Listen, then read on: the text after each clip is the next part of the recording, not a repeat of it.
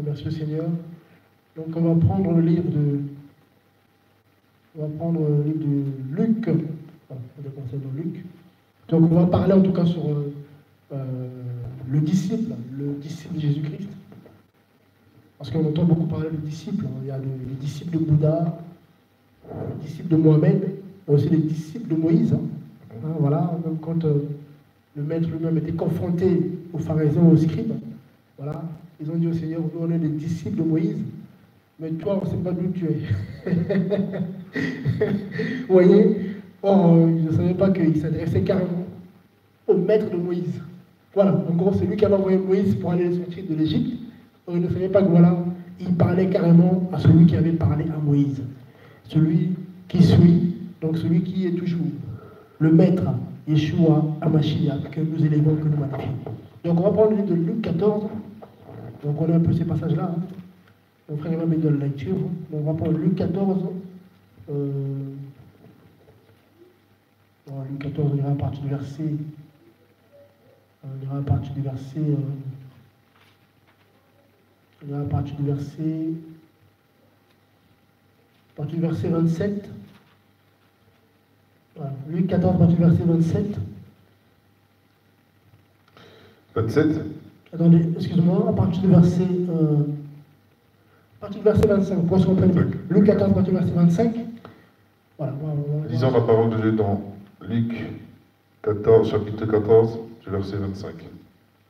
Or, de grandes foules faisaient route avec Jésus. Il se retourna et leur dit, si quelqu'un vient à moi, et ne hait pas son père et sa mère, sa femme et ses enfants, ses frères et sœurs, et même sa propre vie, il ne peut être mon disciple. Je continue. Continue, frère, s'il te plaît. Et quiconque ne porte pas sa croix et ne me suit pas ne peut être mon disciple. Car lequel de vous, s'il veut bâtir une tour, ne s'assied pas premièrement pour calculer la dépense et voir s'il a de quoi l'achever, de peur qu'après avoir posé des fondements, il ne puisse pas l'achever, et que tous ceux qui le verront ne commencent à se moquer de lui. Amen. En disant, cet homme a commencé à bâtir, il n'a pas pu achever. Ou quel roi, s'il va faire la guerre à un autre roi, ne s'assied pas premièrement pour examiner s'il peut, avec 10 000 hommes, aller à la rencontre de celui qui vient contre lui avec 20 000. Autrement, pendant que cet autre roi est encore loin, il lui envoie une ambassade pour demander la paix. Ainsi donc, quiconque d'entre vous ne renonce pas à tout ce qu'il possède ne peut être mon disciple. Amen. Amen. Amen. Seigneur, merci pour ta parole. Seigneur, merci. Grâce à toi qui es au contrôle. Merci, Père, pour tout ce que tu fais. Au nom puissant de Jésus-Christ. Amen. Amen. Gloire à Dieu. Donc ici, c'est une parole qui est forte. Le Seigneur ici nous donne quelques caractéristiques du disciple. Pour être disciple du Seigneur, le Seigneur est clair. Voilà, donc si quelqu'un vient à moi, vous voyez, donc quelque part, on était séparés du Seigneur quelque part. On est venu à lui. Mais la Bible est claire aussi, avant de s'approcher de Dieu, il faut qu'il t'appelle. Personne ne peut s'approcher de Dieu si Dieu ne l'appelle. Parce que c'est lui qui nous ouvre la porte de son royaume. S'il n'ouvre pas la porte de son royaume, personne ne peut rentrer, ne peut forcer cette porte-là. Parce que pour s'approcher de Dieu, il faut avoir la même nature que lui. Dieu est saint, donc pour s'approcher de lui, il faut être saint. Si tu n'es pas saint, tu essaies de t'approcher, tu brûles. Car le Seigneur est un feu de brand. Il en parle en Deutéronome, il en parle aussi en hébreu, que notre Dieu est un feu de brand. Donc pour s'approcher de notre Dieu qui est un feu, il faut avoir la même nature que lui. Et attention aussi, moi je me laisse guider, il y a feu et feu.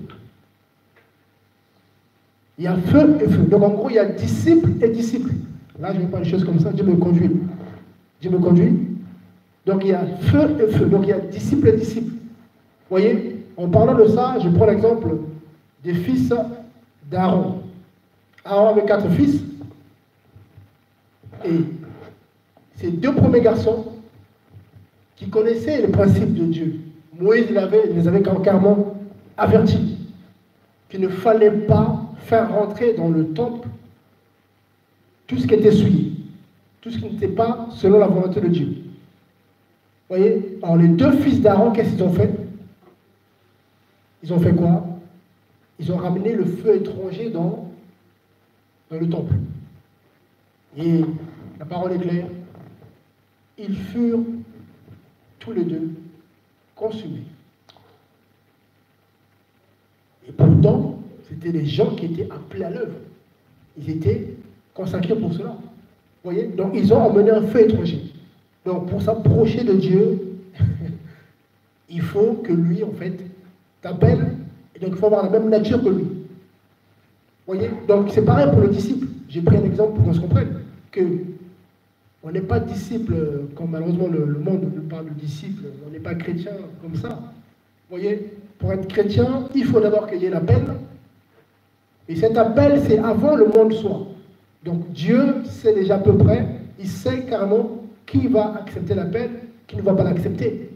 Mais il laisse bien sûr le temps dans lequel nous sommes faire son cours. Mais Dieu sait, car il sait toute chose, à la fin qui va être sauvé et qui ne le sera pas. Bien sûr, il n'est pas là pour lui influencer qui que ce soit. On a le libre arbitre. Mais il sait à la fin qui va être sauvé. Donc, le Seigneur est clair ici, au verset 26 de Luc 14. Si quelqu'un vient à moi, vous voyez, sans me préférer, parce qu'il y a d'autres versions, ta version s'il te plaît, c'est mieux. Si quelqu'un ne vient à moi et ne hait pas son père et sa mère, sa femme et ses enfants, ses frères et sœurs, et même sa propre vie, voilà, il ne peut pas être mon disciple. Amen. Amen. Ça nous parle carrément de la mort. C'est ça en fait, c'est la mort. Quand on s'approche de Christ, on est à mort. Parce que le Seigneur, qu'est-ce qu'il dit? Quand on prend d'ailleurs, même Paul en parle, dans Galates 2:20 là-bas. C'est plus moi qui vis, C'est Dieu qui vient. c'est Christ qui vit en moi. Vous voyez? Donc quelque part, le toi qui vivait avant, c'est le toi qui aimait plus ta femme que Dieu. C'est toi qui aimais plus ton mari que Dieu. C'est naturel, c'est ça l'homme animal, dont nous parle bien sûr 1 Corinthiens. Voilà. Alors, on va le prendre pour qu'on se comprenne bien. Que Dieu en tout cas nous aide. L'homme animal. Le Seigneur est bon, merci Seigneur mon Dieu pour ta parole. On va prendre 1 Corinthiens. Que Dieu en tout cas nous aide à comprendre sa parole. Donc on est sur le disciple. Hein. On est sur le disciple. Merci Seigneur en tout cas.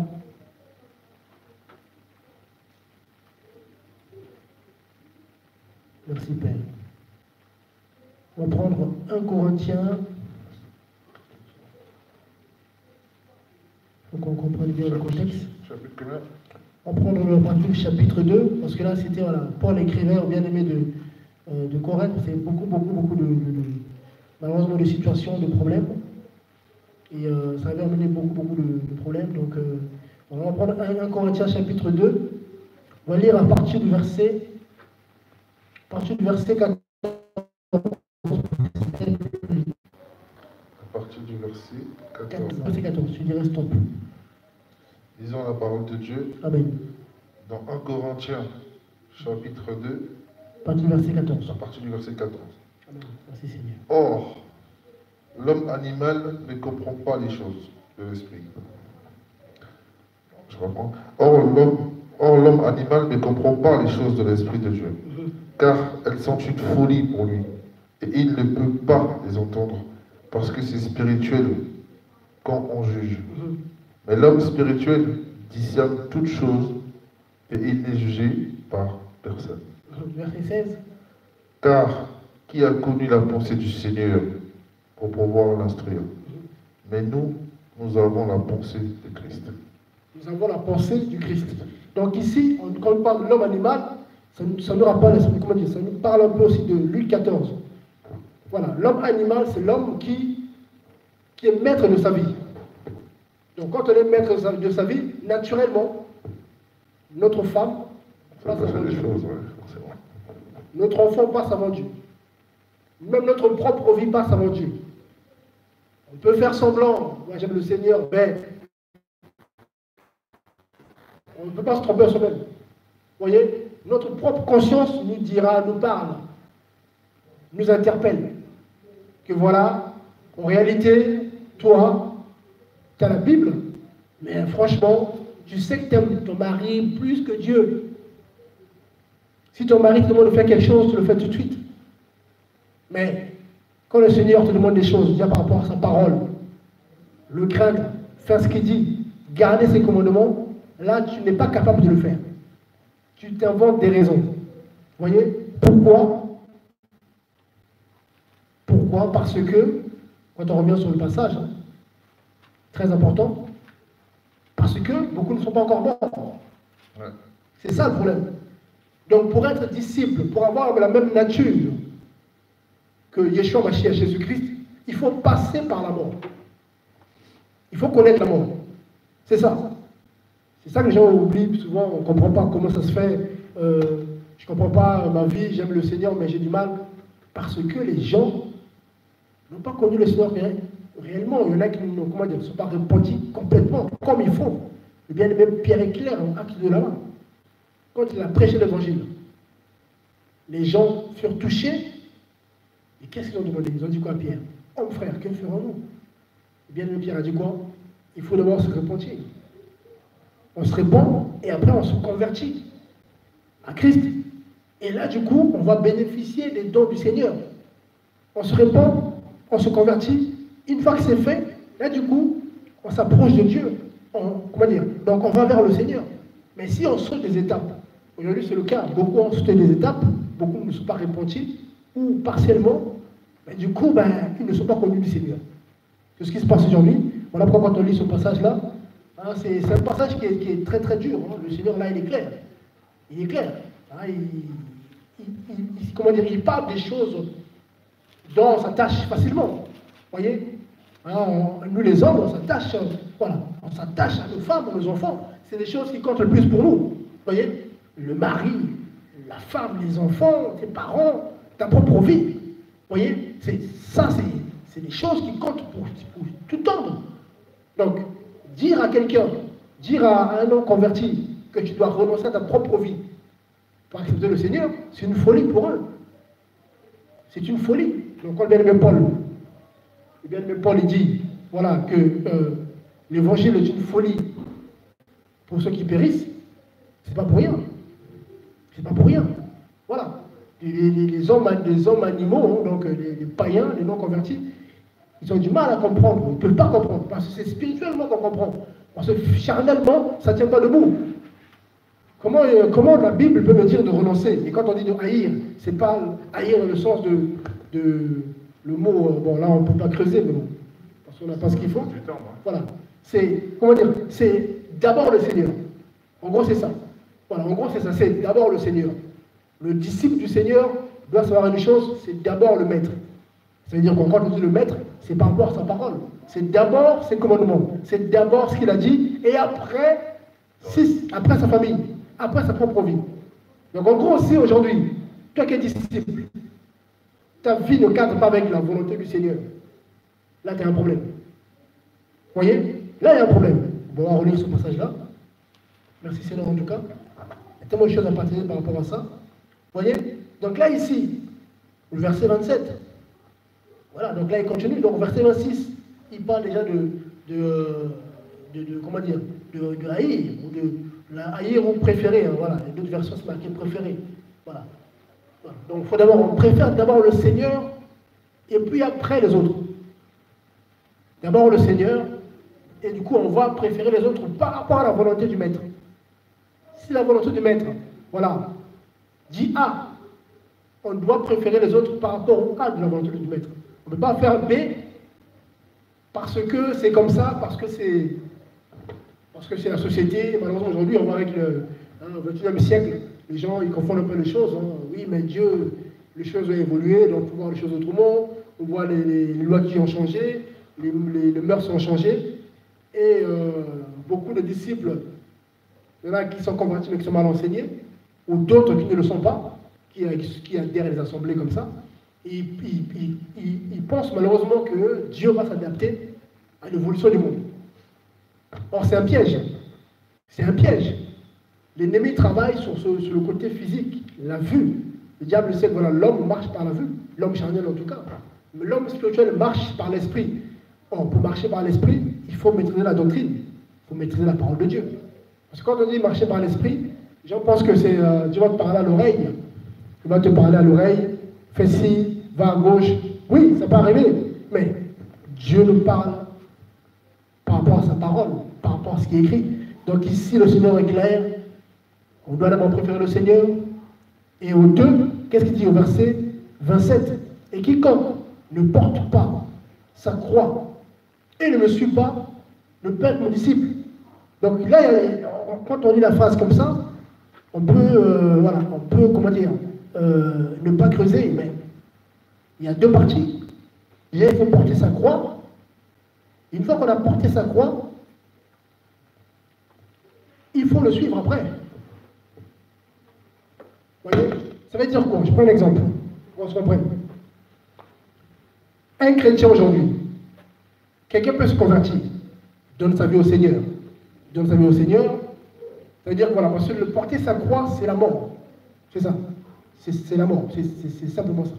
Porter sa croix, c'est donner sa vie au Seigneur. Une fois qu'on a donné sa vie au Seigneur, qu'est-ce qui se passe?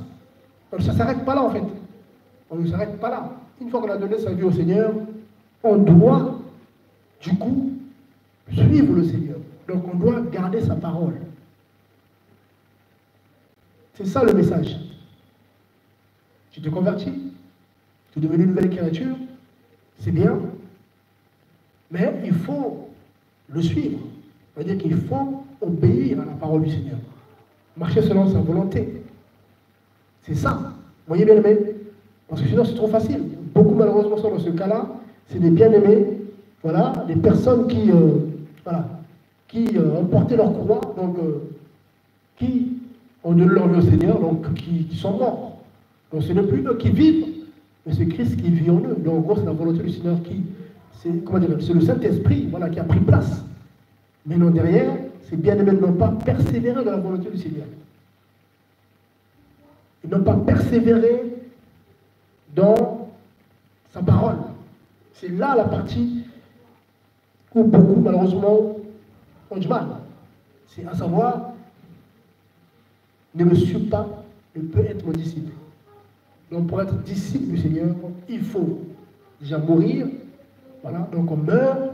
Voilà pourquoi le baptême, quand on fait passer les bien-aimés au baptême d'eau, c'est aussi l'image de l'œuvre de la croix. C'est on meurt et on ressuscite avec Christ. Et quand on ressuscite avec Christ, ce n'est plus nous qui vivons, c'est Christ qui vit en nous. Vous voyez? C'est ça aussi l'image du baptême. Hein. Quand on passe par les eaux du baptême, c'est ça. Vous voyez? Donc, on se convertit, c'est bien. Mais après, il faut garder sa parole. Vous voyez, il faut le suivre.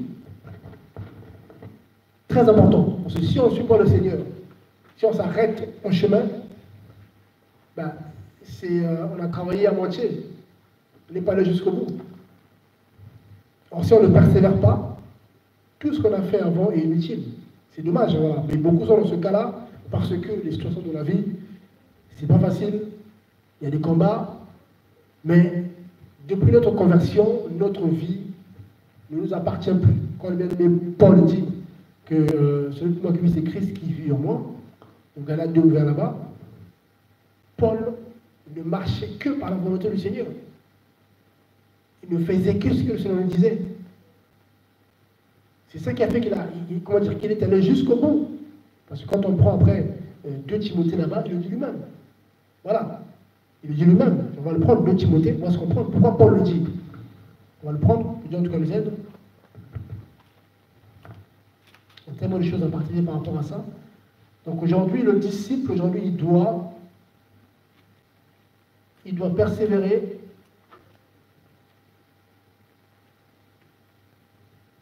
Merci Seigneur. Il est grand.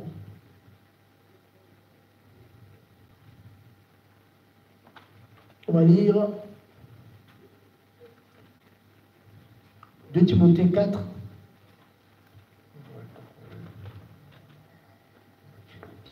2 Timothée 4. 2 Timothée 4 à partir du verset 7.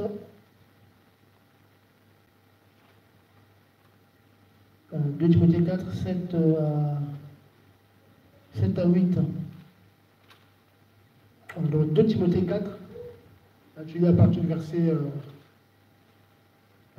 7. Alors j'ai lu au nom du Seigneur. Voilà, c'est bon? Ok. Donc 2 Timothée 4, à partir du verset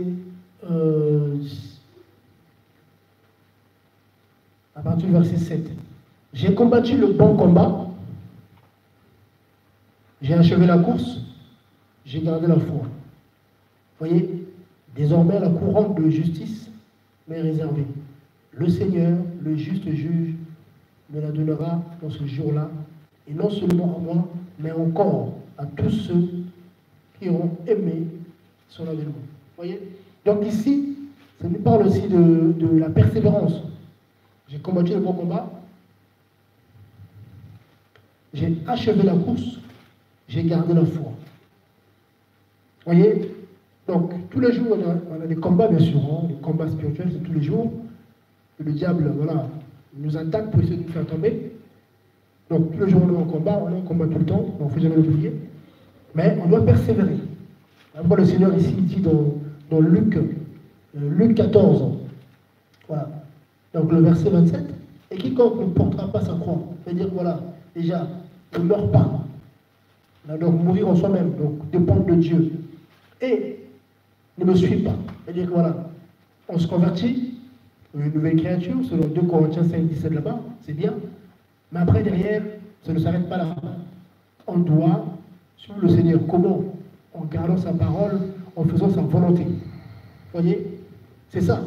Donc si quelqu'un se convertit, mais que derrière, il ne fait pas la volonté du Seigneur, il se dit, bon, comme certains le disent, hein, je suis chrétien, donc voilà, je suis chrétien, donc du coup, bah, je suis sauvé. Il y a des doctrines comme ça qu'on entend. Hein. Sauvé une fois, c'est bon, je suis chrétien, j'ai été baptisé, donc c'est bon. Si demain je meurs, je suis au paradis, malgré ma vie de péché, malgré ma vie de désobéissance, malgré ma vie de rébellion. Non. Paul est clair, 2 Corinthiens de 4 là-bas, 7 à 8, dit voilà, j'ai combattu le bon combat, donc il y a aussi le mauvais combat. Il y en a qui combattent le mauvais combat, mais bon, ça c'est un autre enseignement. Voilà. Il a terminé la course, il a gardé la foi. Vous voyez? Donc ici, le Seigneur est clair, bien aimé. On doit le suivre. Ça veut dire quoi? Garder sa parole. Parce que nos vies ne nous appartiennent plus. Voilà, en gros c'est ça. C'est ne plus nous qui vivons, c'est le Seigneur qui vit. Voilà, ça c'est clair. On va prendre un autre passage pour qu'on se comprenne bien. Paul le dit encore dans 2 Corinthiens là-bas. On va lire 2 Corinthiens. Merci Seigneur pour ta parole. 2 Corinthiens. Tu peux regarder tu vois le numéro, tu vas trouver. On va prendre 2 Corinthiens. Il y a tellement de passages. On va dire prendre 1 Corinthiens. 1 Corinthiens 3, on parle de ça aussi.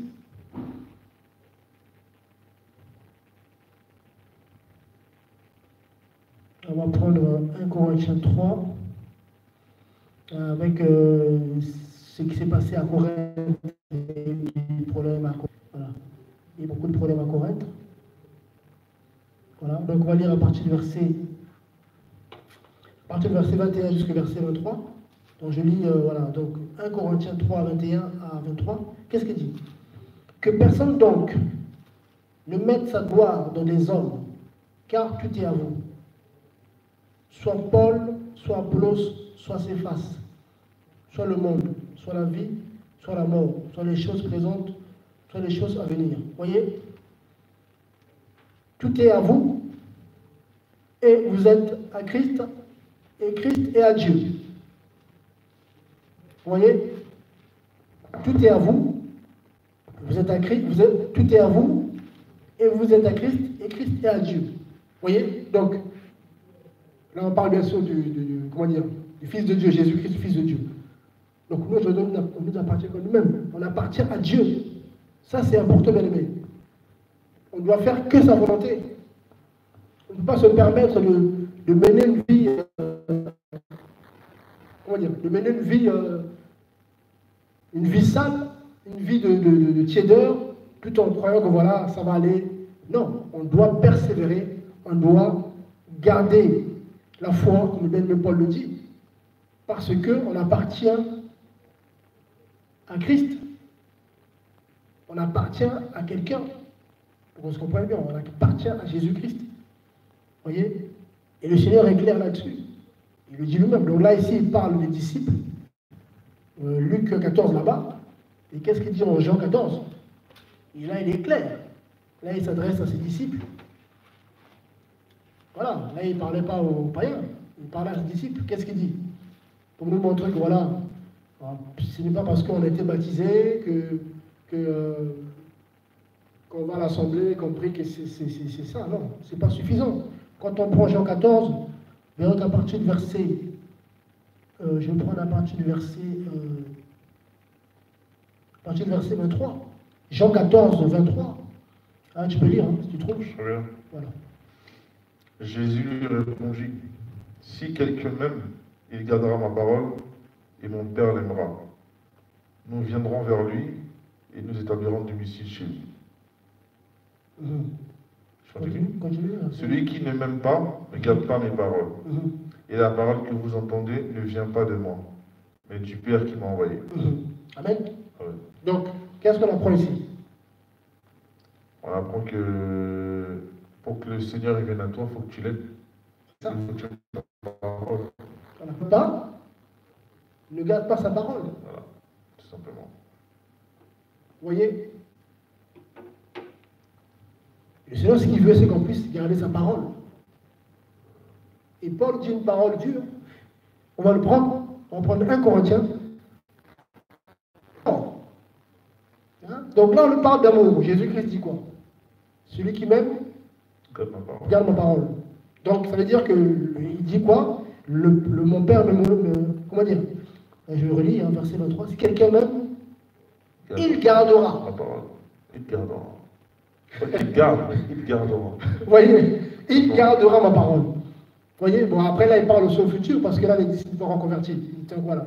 Là, non, c'est-à-dire qu'il garde et il gardera. En fait, gardera, ça prend les deux mots à la fois. Il garde et gardera. Ça. Parce que il disait qu'il gardera, parce qu'il sait qu'il a que voilà, que bon, il n'y avait pas encore la crucifixion. Pierre allait le trahir aussi après, il y avait le régnier, tout ça. Donc voilà, donc, il parle au futur parce que les disciples ne sont pas encore convertis. Ils ont été convertis quand ils ont reçu cet esprit acte 2. Voilà. Donc quand il dit à Pierre, hein, quand tu te convertiras, ben, tu vas fortifier tes frères. Il parle du futur parce que c'est encore des hommes morts, parce qu'il n'y a pas encore l'esprit régénéré. Donc il parle au futur. Mais une fois que tu as reçu le Seigneur, une fois que tu es converti, donc une fois que voilà, quand on a lu Luc 14 là-bas, une fois que voilà, tu as porté ta croix, en gros tu es mort, ressuscité en Christ, tes disciples, ça ne suffit pas. Il faut maintenant le suivre. Donc en suivre le Seigneur, c'est garder sa parole. C'est ça, parce que le Seigneur on ne le voit pas. Il n'est pas devant nous comme ça, il va à gauche, non. C'est par rapport à sa parole en fait. Vous voyez? Donc ici dit, celui qui m'aime, il gardera ma parole. Donc, quand on prend 1 Corinthiens, on va lire à partir de 1 Corinthiens 16 là-bas, regardez. 1 Corinthiens 16 là-bas, Paul dit une parole, et Paul est très dur. Il est très dur. Paul a libéré des malédictions. Je pense que Paul a libéré beaucoup de malédictions. C'était toujours en rapport avec la parole de Dieu et le Seigneur lui-même, ou avec le Seigneur, quoi. Alors, qu'est-ce qu'il dit? Donc, 1 Corinthiens 16, allez juste à partir du verset 21 à 22. Donc là, on va se comprendre. Quand le Seigneur dit, dans Jean 14 là-bas, celui qui ne m'aime pas, garde ma parole. Maintenant, Paul ici, il va nous éclairer sur qu'est-ce qui arrive à celui qui n'aime pas le Seigneur. Jésus dit, celui qui ne m'aime pas ne garde pas la parole. Donc, qu'est-ce qui arrive à celui qui ne garde pas la parole de Dieu? Disons la parole de Dieu dans 1 Corinthiens 16, à partir du verset 21. Moi, Paul, je vous salue de ma propre main. Oui. Si quelqu'un n'aime pas le Seigneur Jésus-Christ, qu'il soit maudit. Ouais. Amen. On se comprend. Oui, bien aimé. Paul est clair. Si quelqu'un n'aime pas Jésus-Christ, qu'il soit anathème, qu'il soit maudit. Il utilise le même mot en Galates 1,16 là-bas. Voilà. Si quelqu'un, on va le lire, hein, le même mot, on va le lire. Galates 1,6. Galates 1,6. On ça évite, tu utilises ton téléphone. Galates 1,6, voilà. Voilà. On va partir du verset 6. Vas-y. Bon. 6 à 9. Lisons la parole de Dieu dans Galates 1 à partir du verset 6. Je m'étonne que vous vous détourniez si vite de celui qui vous a appelé par la grâce de Christ pour passer à un autre évangile. Ce n'est pas qu'il y ait un autre évangile, mais il y a des gens qui vous troublent et qui veulent déformer l'évangile de Christ. Mais si quelqu'un, même nous, ou même un ange venu du ciel, vous annonçait un évangile divin. Anathème. Vous voyez? Donc c'est le même mot. Donc l'évangile c'est Christ, car Christ c'est la parole. Donc quand le Seigneur dit celui qui ne m'aime pas, regarde ma parole, en gros celui qui ne m'aime pas est maudit. Mais il ne le dit pas ouvertement. Il dit regarde ma parole. Mais Paul ici, avec l'expression de cet esprit, dit clairement, si quelqu'un n'aime pas le Seigneur, voilà, qu'il soit anathème, qu'il soit maudit. Donc quand on revient sur Luc, notre passage de Luc là-bas, Luc 14, si quelqu'un veut être disciple de Christ, il doit d'abord mourir, donc se repentir réellement, donner sa vie au Seigneur, et après, garder sa parole. Donc voilà, il y a des étapes. Tu donnes ta vie au Seigneur, donc repentance d'abord, voilà, une repentance sincère, on se répand devant le Seigneur. Le Seigneur voilà, nous fait grâce, on est régénéré, nouvelle créature, 2 Corinthiens 5, 7 là-bas, voilà, les choses anciennes sont passées, toutes choses sont nouvelles. Et donc là, on est en Christ, on est bébé dans la foi, et du coup, voilà, on grandit par l'enseignement, avec l'aide du Saint-Esprit. Donc on commence au lait pour arriver après à une nourriture solide. Hébreu parle de ça, on comprenait Hébreu 4 là-bas. Voilà, il même dit dans le livre des Hébreux, on ne sait pas trop qui l'a écrit, il y en a qui disent que c'est Paul. Il dit comme quoi, voilà, vous qui devez être des maîtres, vous êtes encore des enfants, vous êtes encore au lait. Ça s'appelle de Luc 14. Voilà, un disciple, normalement, c'est pas parce que tu es devenu chrétien, ça s'arrête là. Or, la croissance est l'image aussi de suivre le Seigneur. Parce que quand on suit, c'est là qu'on grandit en fait, c'est un peu l'obéissance. Si tu n'obéis pas, si tu ne le suis pas, ben, tu restes à la même place. Donc si tu restes à la même place, tu ne progresses pas. Donc du coup, il n'y a pas la croissance. Donc du coup, tu restes au lait. Tu bois du lait, au bout d'un moment, tu finis par mourir. Parce que la nature nous enseigne, hein, quand on parle de lait, tu as un enfant qui vient de naître, il y a 1 mois, ok, il prend le lait, 2 mois, 3 mois, 4 mois, 6 mois, 1 an, vivant, 2 ans, 3 ans, 4 ans. Je pense que cet enfant aura des problèmes. Il aura des soucis parce qu'au bout d'un moment, il aura besoin du solide. Il a besoin de manger des choses solides. Manger du pain, manger, quelque chose de consistant. Le lait ne suffira pas. Et il finira par être malade et mourir. Il aura du mal, en tout cas, à grandir correctement. C'est pareil sur l'esprit. Donc c'est d'où l'image, voilà, donc pour être disciple, en gros c'est disciple accompli. C'est ça que je voulais dire en fait. Pour être un disciple accompli, parce que le ciel est réservé aux disciples accomplis, pas les disciples à moitié. Voilà, parce que le Seigneur est clair, hein, ce n'est pas celui qui dira Seigneur, celui qui entend le royaume des cieux. Seigneur, moi j'ai prêché pour toi, arrière de moi vous commettez l'iniquité, Matthieu 7. Donc c'était s'il y en a qui étaient vraiment des disciples, mais qui n'avaient pas persévéré, ils se sont convertis, Dieu a fait grâce, mais après derrière ils se sont arrêtés, ils n'ont pas terminé la course comme Paul le dit dans 2 Timothée 4 là-bas. J'ai combattu le bon combat, c'est bien. J'ai achevé la course. Donc si Paul s'était arrêté, avant, Paul ne serait pas Paul aujourd'hui, on n'a même pas parlé de Paul. Lui-même il le dit quand on médite dans 1 Corinthien là-bas, il dit lui-même, voilà, quand il se justifie, en Corinthiens 9, quand il se justifie, il dit voilà, après avoir prêché les autres, je n'ai pas envie de me faire disqualifier après. En gros, voilà, c'est ce qu'il dit. C'est bien de prêcher les autres, mais si je persévère pour moi-même, à quoi ça me sert en fait? Je dois garder la foi. Voilà pourquoi il dit à Timothée que j'ai combattu le bon combat, mais ça ne s'arrête pas là. J'ai achevé la course. Donc on est dans une course, et c'est l'image en fait de suivre le Seigneur. Celui qui ne vient pas à moi, voilà, celui qui ne me suit pas. Donc c'est la course quoi. Et cette course prend fin quand le Seigneur, voilà, nous emmène là où il voulait. Il nous emmène de un point jusqu'à un point A jusqu'à un point indéfini. Si c'est le point D, ah ben c'est bon. Toi tu t'arrêtes là, tiens ta couronne, rentre à la maison. C'est ça en fait. Nous, on ne sait pas où il nous emmène. Ça, c'est clair. On sait que voilà, le Seigneur a des beaux projets pour nous. La finalité, c'est le ciel, on est d'accord. C'est le paradis. Ça, c'est la finalité. Mais tant qu'on est dans ce corps, dans cette tente, on ne sait pas ce que le Seigneur veut de nous. Aujourd'hui, il peut dire reste ici. Là, on est ici à la Rochette, voilà, parlant de Melingard. Restez ici.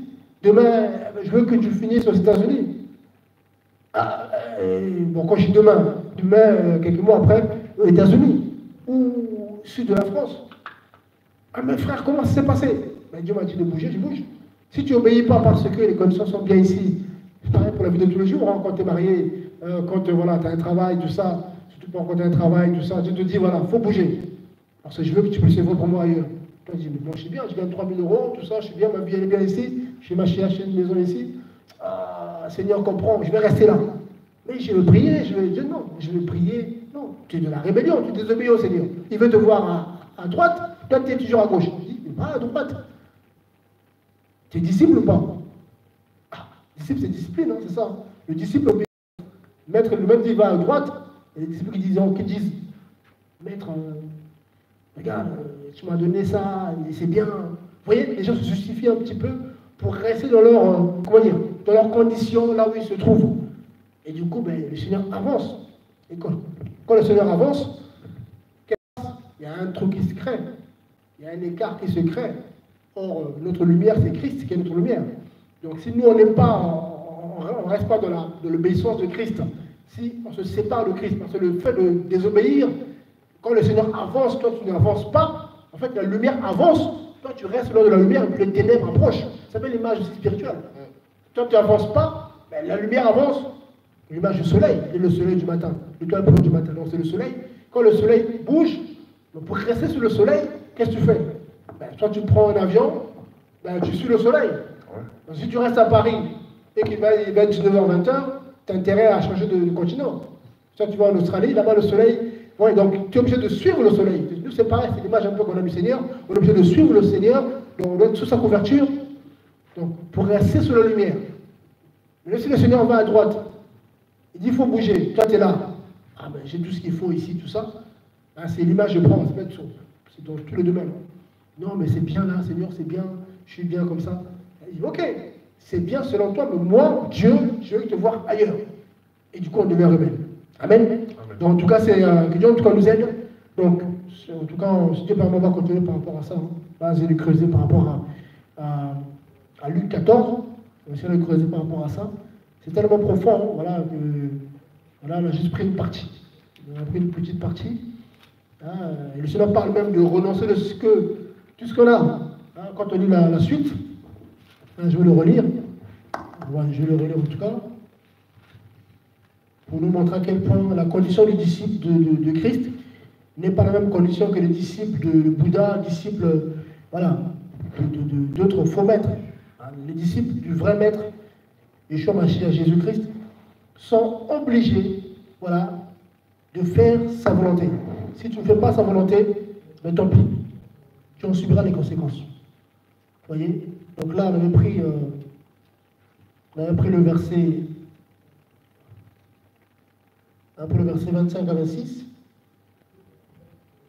Maintenant, quand on prend le verset 33 de Luc 14, ainsi donc, quiconque d'entre vous ne renonce pas à tout ce qu'il possède, ne peut être mon disciple. C'est une parole dure. On va dire ça à un païen. Le païen, il va voir ça charnellement. Ça veut dire quoi, renoncer? En fait, tout ce que tu as là, en gros, ça sous contrôle de Dieu. En gros, c'est toi qui décides quoi. Comment ça? Moi, j'ai travaillé dur, j'ai bâti une ville, j'ai bâti une boîte qui a 1 milliard de chiffre d'affaires. Et ta Bible dit quoi? Voilà. C'est écrit quoi? Mais en fait, c'est écrit quoi? Comment ça? Explique-moi un peu. Ah ben, rien, donc tu dois renoncer à tout ce que tu possèdes.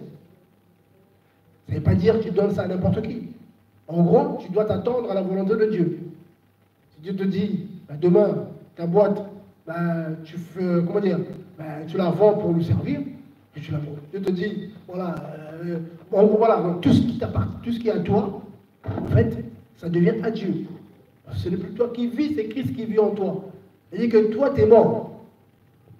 C'est-à-dire que ton compte en banque, c'est le Seigneur qui gère. Ton foyer, c'est le Seigneur qui gère. Toi, tu marches selon sa volonté, selon sa parole. Sinon, ben, 1 Corinthiens 16, 22, celui qui n'aime pas le Seigneur est maudit. C'est Paul qui parle. Hein? Anathème, maudit. C'est le passage quand tu dis ça, dit Seigneur, oui. Donc quand on voit autour de nous des bien-aimés, beaucoup de chrétiens qui sont refroidis, qui sont hypocrites, qui se disent chrétiens, mais moi je suis le Seigneur, je suis disciple de Christ, mais que derrière, vous voyez leur vie, c'est l'impudicité, c'est le mensonge, c'est la rébellion, les femmes sont rebelles à leur mari, les maris n'aiment pas leurs femmes, c'est la saleté. On comprend pourquoi beaucoup de chrétiens sont malades. Moi je comprends pourquoi, quand avant on ne comprenait pas trop, Seigneur, les gens prient, mais pourquoi les gens, il n'y a pas de guérison, pourquoi tu n'agis pas comme un tonne de pierre? Pourquoi voilà, ça ne se passe pas si normalement, comment dire. Il faut que les gens triment, il faut que les gens, voilà, les chrétiens cherchent, se battent, ils jeûnent, mais il n'y a rien. Mais parce que, c'est simple, ils ne m'aiment pas. Alors, si tu ne m'aimes pas, tu es contre moi. Celui qui est contre moi, il est maudit. Tu sors de ma volonté. Donc, du coup, derrière, il y a des conséquences. La loi est claire. Quand on connaît le Deutéronome 18 là-bas, le Deutéronome 28 aussi nous parle de ça. Il y a la bénédiction et la malédiction. Quiconque obéit à Yahweh, il ne manquera rien chez lui, pas de maladie, la santé. Celui qui désobéit au Seigneur, malgré lui, l'ennemi va passer, ça va lui attirer la colère de Dieu. Malgré Dieu, malgré lui, parce que tu désobéis, et en désobéissant au Seigneur, malheureusement, ça nous attire des problèmes, des maladies, le couple, des tensions, les enfants sont rebelles. Mais pourtant on prie, pourtant on a la Bible. Mais parce que, personnellement, on ne craint pas le Seigneur, ça veut dire quoi? Si tu es une femme, tu es rébellion, tu n'écoutes pas ton mari, tu n'es pas soumise à ton mari, selon la parole bien sûr, selon la Bible. Quand on parle de soumission, ce n'est pas dire oui à tout. On dit oui quand c'est selon la Bible. Pareil aussi pour le mari aussi. Aimer sa femme selon la Bible aussi. Pas aimer selon le monde, parce que pour le monde, aimer sa femme, c'est compliqué.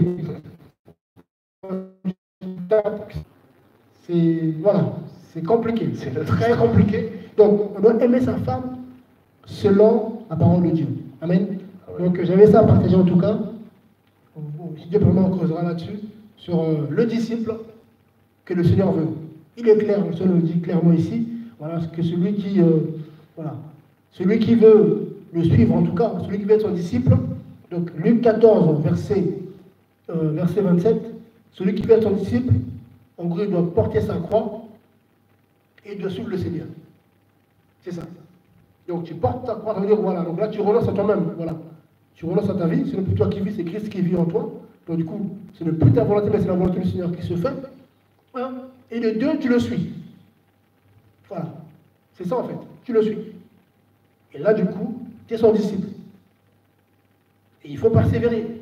Paul a fait pareil. Il s'est converti. Il a suivi le Seigneur jusqu'au bout. Il ne s'est pas arrêté pour faire une pause. Tu fais une pause d'une année.